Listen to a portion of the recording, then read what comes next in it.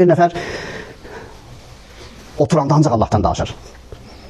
Peyğəmbərə tez-tez salavat deyir, oturanda. 3 nəfər, 5 nəfər oturmuşuq, ancaq Allahdan danışır. Keçdi salavat zikr elə, keçdi filan elə. Bildi? Bu adamdan oturmaq səbir tələb eləyir. Çox çətindir belə adamdan oturmaq. İstəmirsən belə adamdan oturasan, nəfs qoymur. Deyək şey, gül də bu elə oturub zikir, salavat, bir gül, bir qəhqəhə çək, bir məndən neynə, bir anekdot üzr istəyirəm sizdən, lətifə danış filan. Oturmaq bunlarla çox çətin. Dünya əhli ilə oturub durmaq çox rahatdır. Bu adamlarla axirət əhli ilə oturub durmaq çox çətindir. Gör nə qədər çətindir ki, Peyğəmbərə Allah Teala buyurur ki, "Vasbir nəfsək." Təzyiq elə nəfsivə. Mən belə tərcümə edirəm.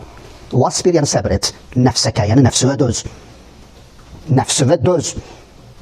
Kimi ilə? Ma'allazina yad'una. O kəslərlə ki, yəd'una rabbəhum. Onlar Rəbbilərin çağırırlar. Bil-ğadavati vəl-aşi. Gecə və gündüz. Yuridunə vəcəhə.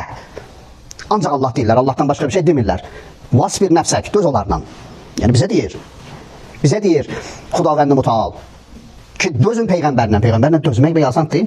İmam Zaman ağa ilə dözmək asandır. Təsəvvür elə bir adam ki, lətifə bazdır. Belə açan oturdu, lətifə, güldürsün, qəhqəhə filan, ancaq elə belə. İndi, amma belə də ürəqindən keçir, könlündən keçir ki, İmam Zaman ağa ilə bir saat vaxt keçirsin.